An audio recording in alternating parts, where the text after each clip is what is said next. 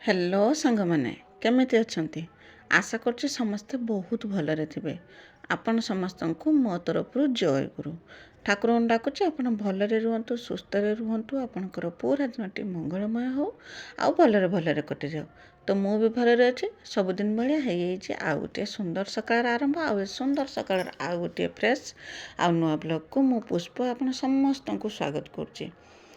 तो आज सकाळ टाइम एटा हूँ शनिवार दिन भिडियो आज हूँ कौन ना राति पाहिने जागर आटा हूँ जागर आग दिन माने एकबार दिन भिडियो आमर जागर आग दिनटा को एकबार बोलिकी कहुए यही एकबार कौन ना अरुआ रंधा होगी खिया जाए उषुना खिया जाएनि आज कौन ना बिना पियाज रसुण खिया आउ काली कौन ना बिल्कुल किसी भी खिया जाएनि जहाँ फलमूल सागु बुट छतु एरकम खिया जाए बस एरकम।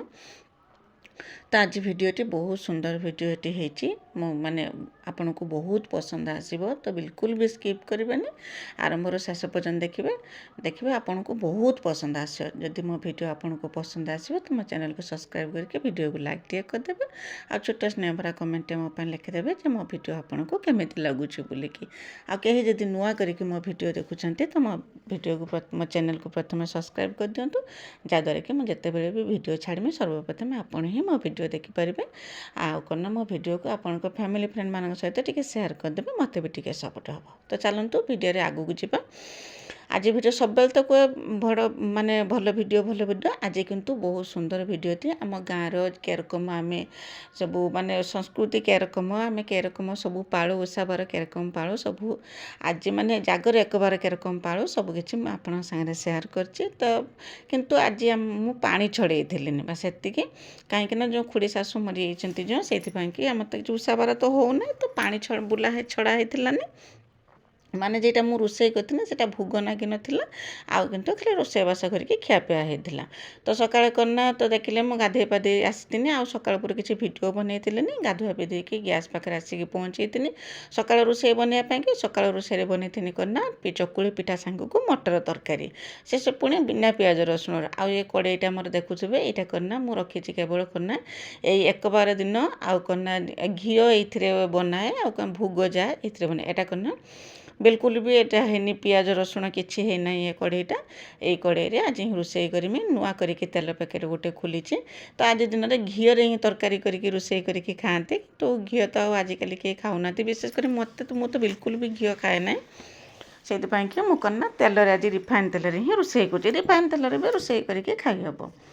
तो मटर पान बतुरे देती गला काल तो देखी मो चूना कुटिकी पिठौ गुड़े देती जो बड़ी पकई पिठौ जे गुड़े तार चकुली पिठा आउ माने मटर तरकारी सकाळ आमर हो जलिकार आउ दीपर पाइकिना अरुआ भात सांग को जे सब तरकारी पत्र हुए मु सबकि आप शेयर कर सब रोषेबास हम।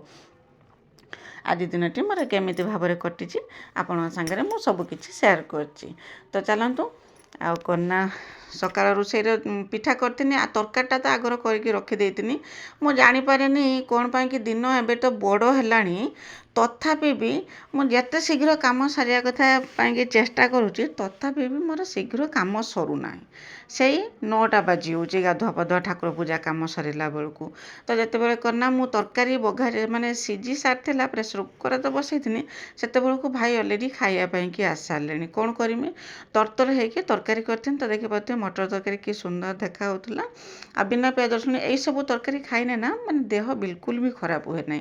तो मु आगुतरा कौन करथिनी ना भाई की करके देइथिनी पिठा तरकारी से खाइले तापर करना मु सेठी पिठा करूଥାଏ समस्त के खंडे खंडे दउଥାଏ माने गेलन तो ट्यूशन जाइतिला मिकिल तो स्कूल जाइला बाबा भाई मु आमे 3 जण खाइ जाइतिले आ गेलन ट्यूशन आसला परे जाके खाइतिला पिठा तरकारी। आउ एठी करना बाबा कौन करछन्ती आपण माने भाबुथे एठी कौन करछन्ती बोलिकी तो गला काल तो देखिथिले कि खरारे मु रोषे करथिनी सेति पई कि मु आज कहनी मु बिल्कुल भी जिमिनी खरा को रोषे करिया पई कि काना मो मुंड दिन सारा बिंदिची खयक तो एते जोर खरा करूची राति रे संध्या बेले सिना शीत नगुची किंतु दिन बेला बहुत जोर खरा करूची खरा तापर निया चुली सेठी बसला बेलू एते मुंड बिंदिला जे काली न कहबा कथा।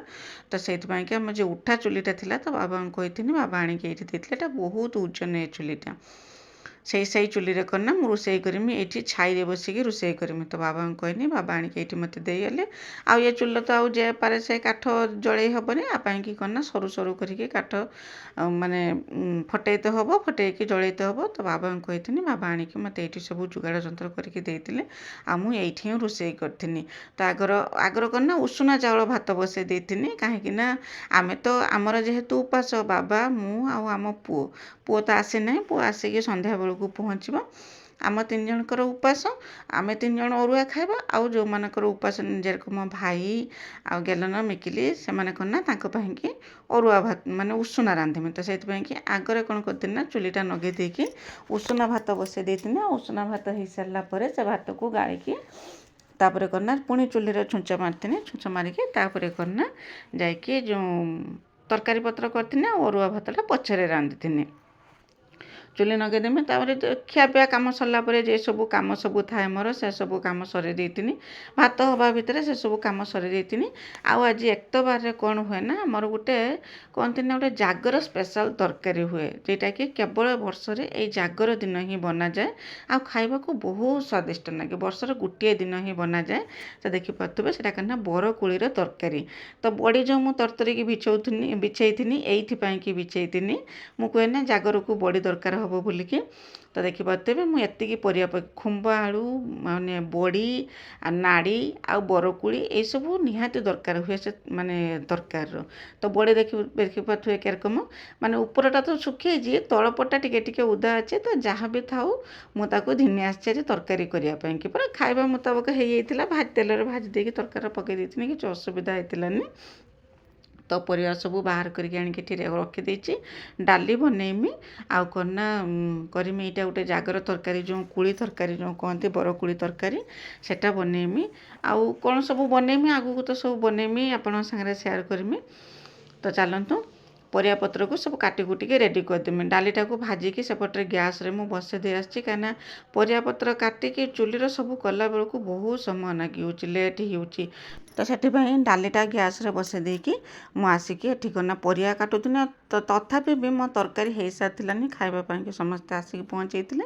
ମୁଁ ତରବର ହେଇକି ମାନେ ରୋଷେଇ କରିଥିନି, ମାନେ ଖାଇବାକୁ ଦେଇଥିନି, ଆସିକି ଖାଇବାକୁ ଦେଉଥିନି, ପରେ ଏପଟେ ଆସିକି ତରକାରୀ ବି କରୁଥିନି। ତ ଏଇରକମ କରିଥିନି। ଗୋଟେ ଭଜା କରିଥିନି, ମନରେ ପଡ଼ିଲା ଭଜା କରିଥିନି, ଫୁଲକୋବି ଆଉ ବିନ୍ସର ଭଜା, ଆଉ ବିଲାତି ଖଟା, ଆଉ କ'ଣ କରିଥିନି ଡାଲି ଆଉ ବରକୋଳିର ତରକାରୀ। ତ ଆଜି ଦିନରେ କ'ଣ ନା ମୋର ଭିଡ଼ିଓ ଯାଇପାରିଥିଲାନି, କାହିଁକିନା ସନ୍ଧ୍ୟାବେଳେ ଟିକେ ଛକକୁ ପଳେଇ ଯାଇଥିଲି, ସେଥିପାଇଁକି ଭିଡ଼ିଓ ଯାଇଥିଲାନି। ଆଉ କ'ଣ ନା ଗଲା ଭିଡ଼ିଓରେ ପ୍ରମିତା ଦିଦି କହିଛନ୍ତି କ'ଣ ନା ଯେଉଁ ପିତାଗମା କଥା ଯେଉଁ କହିଥିନି, ଯେଉଁ ପିତାଗମା ତରକାରୀ ବନେଇଥିନି ବୋଲିକି, ସେ କହୁଛନ୍ତି ପିତାଗମା କ'ଣ ସେ ଜାଣିନାହାନ୍ତି। ତ ଯେତେବେଳେ କ'ଣ ନା ପିତାଗମା ଏଇ ସମୟରେ ମିଳେ, ଏଇ ଖରା ଦିନରେ ହିଁ ବାଡ଼ି ଘରେ ସବୁଆଡ଼େ ହୁଏ। ଆମର ତ ଏପଟେ ହେଉନାହିଁ, କିନ୍ତୁ ହେଇଥିଲା ଆମ ବାଡ଼ିରେ, କିନ୍ତୁ ହେଇଥିଲା। କାହିଁକିନା ମୋ ନଣନ୍ଦ ଘର ପିତାଗମା ଦେଇଥିଲେ ଗଲା ବର୍ଷ, ମୁଁ ତା ମଞ୍ଜି ପକାଇ ଦେଇଥିଲି, ଏଥର ହେଇଥିଲା। ଆଉ କେତେବେଳେ ଯଦି ମୁଁ ପିତାମା ପାଇମି ତ ନିଶ୍ଚୟ ଆପଣଙ୍କୁ ଦେଖେଇମି ପିତାମାଟା କି ଜିନିଷ। ସେଟା ହାଲକା ପିତା ପିତା ଲାଗେ, ଆଉ ଖାଇବା ପାଇଁକି ବହୁତ ସୁନ୍ଦର ଲାଗେ।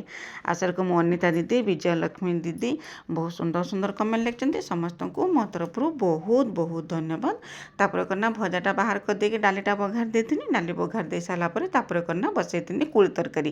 କୋଳି ତରକାରୀ ମାନେ ବରକୋଳିର ତରକାରୀ, ଯେଉଁଟାକି ଜାଗର ସ୍ପେଶାଲ୍ ତରକାରୀ ବୋଲିକି ଆମର କହନ୍ତି। ଖାସ୍ ଏଇ ଜାଗର ଏକ୍ତବାରରେ ହିଁ ଏ ତରକାରୀଟା ହୁଏ। ତ ଦେଖିପାରୁଥିବେ ସବୁ ପରିବାକୁ ମୁଁ ତ କାଟି ଦେଇଥିଲି, କାଟି କୁଟିକି ତାକୁ ସବୁ ଧୋଇ ଧାଇକି କଡ଼େଇରେ ଦେଇଥିଲି ସିଝିବା ପାଇଁକି। ଆଉ ସେ ସିଝିଗଲା ପରେ ତାକୁ କ'ଣ ନା ବାହାର କରିଦେଇଥିଲି। ଆଉ ଏଇ ସମୟରେ କୋଳି ପକାଇଦେଲେ ବି ହେବ, ମୁଁ କିନ୍ତୁ ଏଇ ସମୟରେ ପକାଇଥିଲିନି, ତରକାରୀଟା ବେଶୀ ଖଟା ହେଇଯିବ ବୋଲିକି। ତ ମୁଁ ତାକୁ କ'ଣ ନା ତରକାରୀଟା ବଘାରି ସାରିଲା ପରେ ତାପରେ କୋଳି ପକାଇ ଦେଇକି ଫୁଟାଇ ଦେଇଥିଲି। ଆଉ ତାପରେ ବାହାର କରିଦେଇଥିଲି, ପରିବା ସିଝିଲା ପରେ ବାହାର କରିଦେଇଥିଲି, ବଡ଼ିକି ଭାଜି ଦେଇଥିଲି। ଆଉ ଟମାଟୋକୁ ବି ତାକୁ ଅଲଗା ସିଝେଇକି ମୁଁ ତା ଦେହରେ ଦେଇଥିଲି। ଆଉ ପରିବା ଦେହରେ ତ ସିଝେଇନି, ସେଟା ହେବନି। ଆଉ ମସଲା ଦେହରେ ସିଝେଇଲା ମାନେ ମସଲାର ବାସ୍ନା ସବୁ ବାହାରିଯିବ, କାହିଁକିନା ଆଜି ତରକାରୀ କିଛି ବାସ୍ନା ତ ମାନେ ମସଲା କିଛି ଦିଆହେବନି। ସେଥିପାଇଁକି ପରିବା ସିଝେଇକି ବାହାର କରିଦେଲି। ବାହାର କରିଦେଇ ସାରିଲା ପରେ ତାପରେ ଟମାଟୋକୁ ସିଝେଇଥିଲି, ସିଝେଇକି ତା ଦେହରେ ପରିବାକୁ ମିଶାଇଥିଲି, ମିଶାଇକି ପୁଣି ତାପରେ ବଡ଼ି ଭାଜିକି ପରିବାରେ ମିଶାଇଥିଲି। ତାପରେ କ'ଣ ନା ତେଲ, ଫୁଟଣ ଆଉ ତେଜପତ୍ର ଦେଇକି ପରିବାକୁ ସେନ୍ତର ଦେଇ ଦେଇଥିଲି। ମାନେ ଛୁଙ୍କ ଦେଇଥିନି ପରିବା ଆଉ ଛୁଙ୍କ ଦେଇ ସାରିଲା ପରେ ତାପରେ କନା ବରକୋଳି ତା ଦେହରେ ପକେଇ ଦେଇକି କିଛି ସମୟ ଫୁଟେଇ ଦେଇଥିନି ଆଉ ତାପରେ କନା ଜିରା ଗୁଣ୍ଡ ମୁଁ ଦେଇଥିନି ତା ଦେହର ତା ମାନେ ଏତେ ସୁନ୍ଦର ବନିଥିଲା ଯେ ନ କହିବା କଥା ପୁରା ହାତ ଚାଟିକି ଖାଇବେ ପୁରା ହାଲକା ଟିକେ ଖଟା ନାଗୁଥିଲା ସିଝିବା ସମୟରେ ବରକୋଳି ଦେଇଥିନି କନା ଟିକେ ବେଶୀ ଖଟା ହେଇଥାନ୍ତା ଏଟା କନା ସିଝିବା ପରେ ମୁଁ ଦେଇଛି ସେଥିପାଇଁ ହାଲକା ଟିକେ ଖଟା ନାଗୁଥିଲା ବହୁତ ସୁନ୍ଦର ହେଇଥିଲା। ତମର ରୋଷେଇ ସରିଗଲା ସବୁ ଜିନିଷ ରେଡ଼ି କରିକି ଆଣିକି ରଖିଦେଇଥିନି ଆଉ ବାବାଙ୍କୁ କହିଥିନି କନା ବାବା ପାମ୍ପଡ଼ ଛାଣି ଦେଇଥିଲେ ଗ୍ୟାସ୍ର ଆଉ ଭାତ ବି ମୁଁ ବସାଇ ଦେଇଥିନି ଭାତ ବି ହେଇଯାଇଥିଲା ଆଉ ଦେଖିପାରୁଥିବେ ସବୁ ବାଢ଼ିକି ଆଣିକି ରେଡ଼ି କରିଦେଇଛି ଭାଇକି ଦେଇଥିନି ଖାଇବା ପାଇଁକି କାହିଁକିନା ସେ ଭାଇ ଆଉ ମିକିଲି ଦୁଇ ଜଣ ଉଷୁନା ଖାଇ ଦେଇଥିଲା ଗେଲନା ଆମ ସାଙ୍ଗରେ କନା ଅରୁଆ ଭାତ ଖାଇଥିଲା ବାସ୍ ଦେଖିପାରୁଥିବେ ତରକାରୀ ସକାଳେ ମଟର ତରକାରୀ ବନେଇଥିନି ତାପରେ କନା ଟମାଟୋ ଖଟା ଆଉ ସେଠି ଫୁଲକୋବି ଭଜା ଆଉ ଏଠି ହେଉଛି ବରକୋଳି ତରକାରୀ ତାପରେ କନା ଡାଲି ପାମ୍ପଡ଼ ବାସ୍ ଆଜି ଆମର ହେଇଥିଲା ଏଇ ଜାଗର ସ୍ପେଶାଲରେ ଏତିକି ହିଁ ବନିଥିଲା। ତ ଆସନ୍ତୁ ସମସ୍ତେ ଆମେ ସାଙ୍ଗ ହେଇକି ଏନ୍ଜୟ କରିବା। ତ ଆପଣଙ୍କ ଆଡ଼େ ଏମିତି ଜାଗର ସ୍ପେଶାଲ ତରକାରୀ ବନା ହେଉଛି କି ନାହିଁ ମୋତେ କମେଣ୍ଟ କରିକି ଜଣାଇବେ। ଆମ ଆଡ଼େ ତ ଜାଗର ଏକ୍ତବାର ଦିନ ଏ ତରକାରୀ ବନାଯାଏ ସମସ୍ତଙ୍କ ଘରେ ବନାଯାଏ। ତାପରେ କଦଳୀ ପତ୍ର ଆଣିକି ବାଢ଼ି ଦେଇଥିନି ଖାଇବା ସବୁ ବାଢ଼ି ଦେଇଥିନି ଆଉ ବିଶେଷ କରି ଆଜି ଦିନରେ କଦଳୀ ପତ୍ରରେ ହିଁ ଖାଆନ୍ତି। ତ ଏବେ ତ ଆଉ ସେରକମ ନାହିଁ ସମସ୍ତେ ଥାଳିରେ ଖାଇ ଦେଉଛନ୍ତି କିନ୍ତୁ କଦଳୀ ପତ୍ର ମୁଁ ଦେଖିଛି ଛୁଆବେଳେ ମୋ ମା ବାପା ସମସ୍ତେ କନା ଉପାସ କରନ୍ତି ଆଜି ଦିନରେ କନା କଦଳୀ ପତ୍ରରେ ହିଁ ଖାଆନ୍ତି। ତାପରେ ସନ୍ଧ୍ୟା ସମୟ ହେଇଯାଇଥିଲା ଆଉ ଆମ ପୁଅ ଆସିକି ସେଇ ସମୟରେ କନା ପହଞ୍ଚିଲା ତାପରେ ତାର ବି ଉପାସ ମୁଁ ତାକୁ ପଚାରୁଥିଲି ଯେ କ'ଣ ଖାଇଛି ନ ଖାଇଛି ବୋଲିକି ସେ କହୁଥିଲା ମୁଁ ଦିନସାରା କିଛି ଖାଇନାହିଁ ତ ମୁଁ ତାକୁ କହୁଥିଲି ଯେ ଗୋଡ଼ ହାତ ଧୋଇ ଆସିକି ତା ପାଇଁ ଖାଇବା ବି ମୁଁ ରଖିଥିନି କିନ୍ତୁ କେତେବେଳେ ଆସିକି ପହଞ୍ଚିବ ସେଇଟା ଠିକ୍ ଥିଲାନି ତ ଗାଡ଼ି କଥା ନା କେତେବେଳେ ଆସିକି ପହଞ୍ଚିବ କ'ଣ କରିବ ସେଥିପାଇଁକି ତାକୁ କହୁଥିଲି ଗୋଡ଼ ହାତ ଧୋଇ ଆସେ ତାକୁ ଖାଇବାକୁ ଦେଇକି ମୁଁ ଯାଇଥିନି ଟିକେ ଛକକୁ ବା ସେଇ ଛକକୁ ଯେଉଁ ଯାଇଥିନି ସେଥିପାଇଁକି ମୁଁ ଆଜି ଆଉ ଭିଡ଼ିଓ ଛାଡ଼ି ପାରିଥିଲିନି। ତାପରେ ସେ କନା ଫଳମୂଳ ସବୁ ଘିନିକି ଆସିଥିଲା ମୁଁ ତାକୁ ଭାଗ କରିକି ରଖିଦେଉଥିଲି ଯେ ଠାକୁରଙ୍କ ପାଇଁକି ରଖୁଥିଲି ଆଉ କାଲି ଯେଉଁ ଉପାସର ଖାଇବା ପାଇଁକି ଆଉ ଯେଇଟା ମାନେ ମହାଦେବ ପାଖରେ ଭୋଗ ହେବ ଏଇରକମ କରିକି ସବୁ ଭୋଗ ଫଳ ସବୁ ବାଗେଇକି ରଖୁଥିଲି ରଖି ସବୁ କାମ ସରେଇ ଦେଇକି ଘରର ଏତେ ସବୁ କାମ ସରେଇ ସାରିକି ଛକକୁ ଟିକେ ଯାଇଥିନି ବୁଲିକି ମୋତେ ଆଉ ସମୟ ହେଲାନି ଛକରୁ ଆସିଲା ପରେ ରୋଷେଇବାସ ଖିଆପିଆରେ ସମୟ ଚାଲିଗଲା ଭିଡ଼ିଓଟେ ଏଡ଼ିଟିଂ କରିଦେଇଥିଲି କିନ୍ତୁ ଭଏସ୍ ଦେବା ପାଇଁକି ଆଉ ସମୟ ହେଲାନି କି ଆଉ ମୁଁ ଭିଡ଼ିଓ ଛାଡ଼ି ପାରିଥିଲିନି ସେରକମ ମୋ ସୋନି ଦିଦି କହିଛନ୍ତି 2 ଜଣ ମିଶି ବଡ଼ି ବନାଉଛ ଆମକୁ 2ଟା ଦେବ ତ ନିଶ୍ଚୟ ଦିଦି ତ ସେଥିରେ କିଛି ଭାବିବାର ନାହିଁ ତ ଆପଣ ଆସନ୍ତୁ 2ଟା ବଡ଼ି ନେଇଯାଆନ୍ତୁ ମୋ ପାଖରେ ଏଥିରେ ମୁଁ କଞ୍ଜୁସି କରିବିନି କେବେ ବି। ଆଉ ସ୍ନେହଲତା ଦିଦି କହିଛନ୍ତି କ'ଣ ନା ଉଲକୋବିର ବଡ଼ି ବନାଉଛ ମୁଁ ଜାଣିଥିଲି ତ ଦିଦି ବଡ଼ି ତ ବନାଯାଏ ନା ଯାହା ପକେଇକି ବଡ଼ି ବନେଇଦିନା ବଡ଼ି ହେଇଯିବ ବହୁତ ଟେଷ୍ଟି ବଡ଼ି ବି ବନିବ। ତ ମୋର ବି ପୁରୁଣା ଭିଡ଼ିଓ ଅଛି ଯେଟାରେ କି ମୁଁ ଉଲକୋବି ପକେଇକି ବଡ଼ି ବନେଇଛି ପୁରା ଡିଟେଲ୍ସରେ ମୁଁ ସେଥିରେ ଦେଇଛି ତ ଦେଖିବେ ଯାଇକି।